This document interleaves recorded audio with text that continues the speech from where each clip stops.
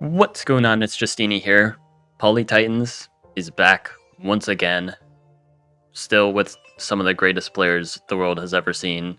The roster just keeps getting better and better, and I still managed to stay in for another season. Last season was insanely close, but I barely hung on. But this time, I've got a plan to cook. This time, the tournament format looking a little different. It's a pick counter pick format, so the hosting player picks their tribe, and then the opponent picks a tribe in response. In this case, I'm the hosting player, I pick Yadek. As another extra stipulation, the host also has to skip turn 0. There's bonuses and stuff as well, I won't really get into that too much. It is normal lakes. Against each different opponent I have in this group stage, it'll be on different map types, so, stay tuned for that and whatnot. But, yeah, what's the plan for these sets? So I picked Yadek. Why did I pick Yadek? Mostly because I expected that my opponent in this case being Michiko, I expected he wouldn't be prepared for something like Yadek. We also both agreed to ban Hoodrick, and there's universal bans like Imperius and Zabasi, so the obvious picks are already out of the way. But even then, Yadek is a bit unconventional, so I thought it would throw him off. But yeah, it's also a pretty good tribe as host when you skip turn 0. And yeah, so what's the strat? You'll see. Let's get right into things. So I go for turn 1 upgrade with the organization. And I'm going to get some nice expansion with the road opening. And you can already see with this spawn the strategy starting to show. So what's the strategy? It's called getting really lucky. Look at this spawn. It is unbelievably disgusting. And why is it disgusting? Well, the reason why it's disgusting is already you can see market spots. Remember, I'm playing Yadek. Trade is right there. Just grab math, grab trade, get markets. You can get them really fast, and you guys might be able to see the sawmill spots already. I'll kind of leave that as an exercise to the viewer for now. Not going to point them out. And also, like, with more information, it does slightly change how they look. The Explorer kind of sucks, but at least it gets the lighthouse, which means road connection next turn will be good. I'm able to find this village. Density is looking phenomenal. Average normal lakes moment in this current day and age. Thank you, Midjawan.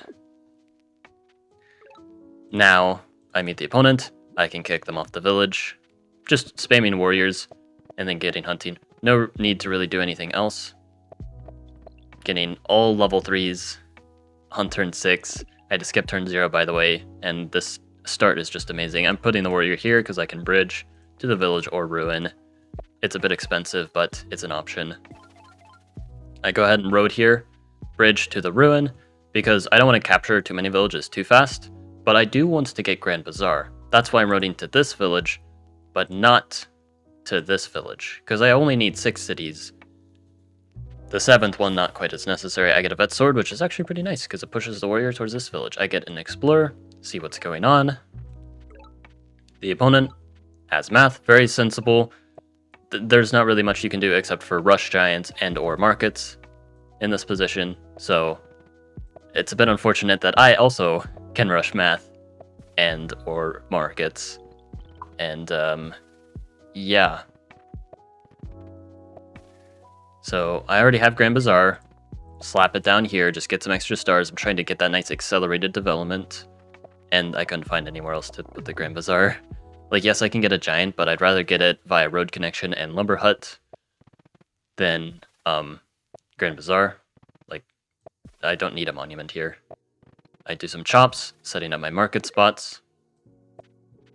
The opponent now aggressively running in the giant. This makes a lot of sense. I'm playing super greedy, you have to punish it, but now I have math. Catapult, exactly enough to fort it, right on time. If they siege, Michiko can take the city, but he will not be able to keep it unless he does some crazy, like, double monument or something, but then I just have more catapults, and basically, it's not a good idea to go for this attack. Goes for another giant, instead just tries to play greedy. I get a strategy rune, which is actually pretty nice here. So it will show its value later, but currently it seems a bit useless, but trust me on this, it is a good rune result. Not like the best ever, but you can't expect the best from the runes all the time. Now getting another giant, setting up some really solid markets. Still no markets from Michiko yet. I get an Explorer rune, which also is actually pretty nice because it kind of highlights how the map is going to look. I suspected there was a big Lingueeni here anyway. This kind of confirms it, gets me a lighthouse, shows this village, which is also pretty cool, I guess. But now I get the markets going. I simply cannot be punished for my biblical levels of greed. So, yeah, they try to do the same, getting a bridge here to expand. But, I mean, yeah. This is pretty good.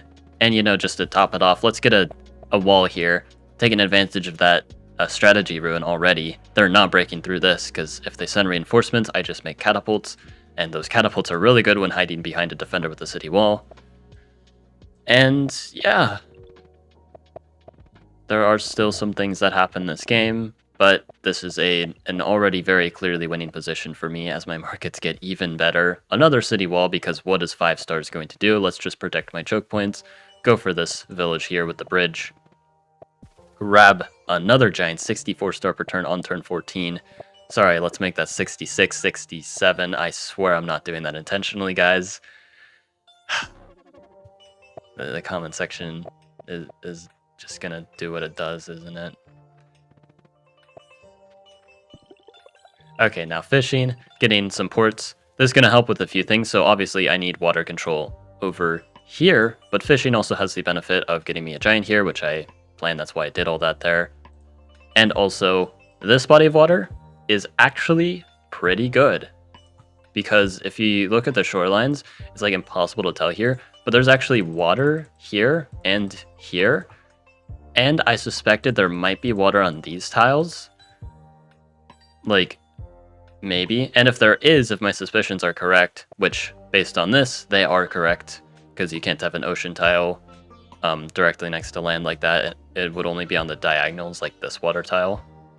So yes, there's at least like a water tile here or something, which means this is a pretty decent body of water. If I get bombers there, they just can't keep units around, and that's another angle of pressure. When you're up in economy in a position like this, you want to find as many ways to split the opponent's attention as possible, because if you have more economy, you can dedicate more stars to each thing, kind of letting that efficiency or just those extra stars shine through. If you focus everything on one area, an opponent still can compete with you, even if their economy is inferior, kind of depending on the position. But if you're focusing on multiple things, it's literally impossible to multitask when you don't have the economy for it.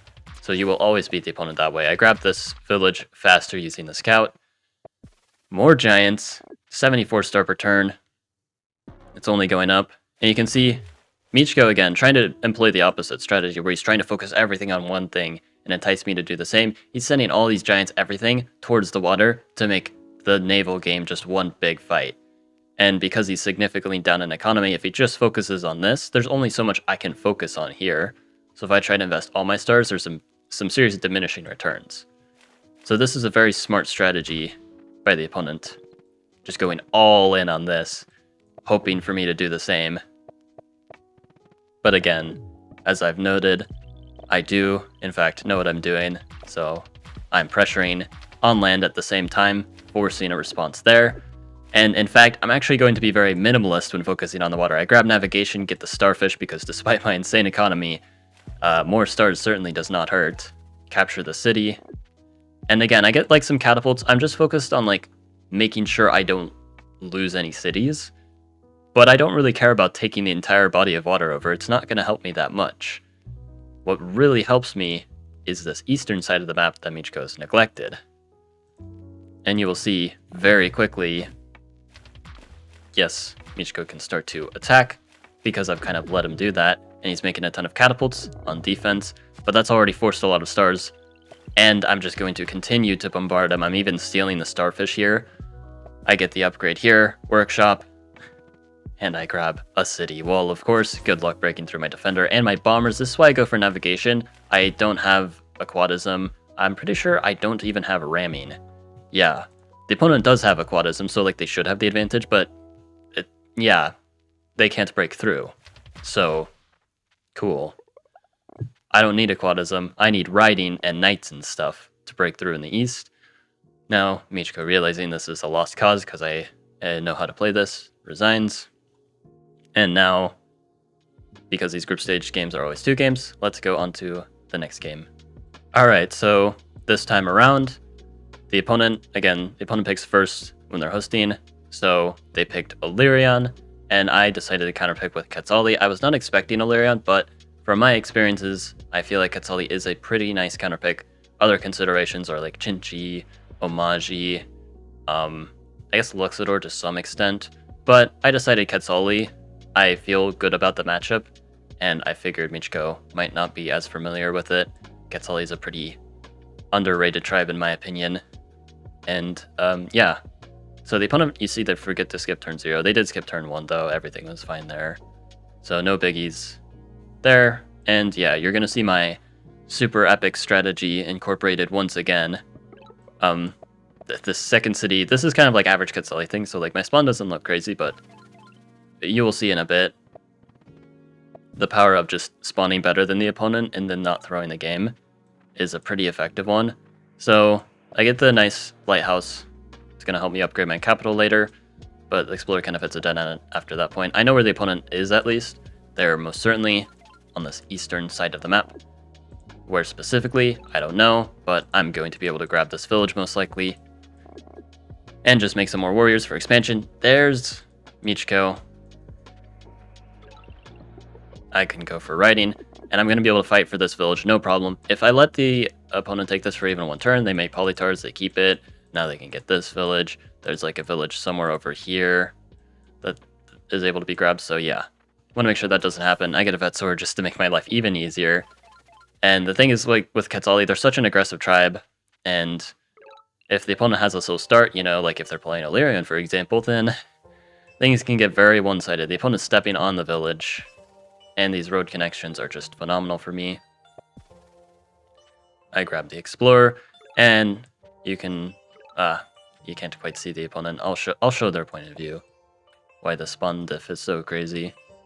Because, like, it doesn't look like I got a crazy good spawn, but trust me, like, this is completely unwinnable for the opponent. They resign already because, look, they're stuck on 3 cities.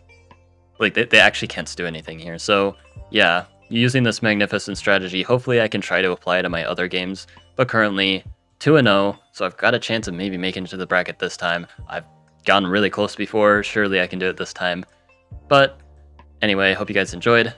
Like and sub, and have a good one.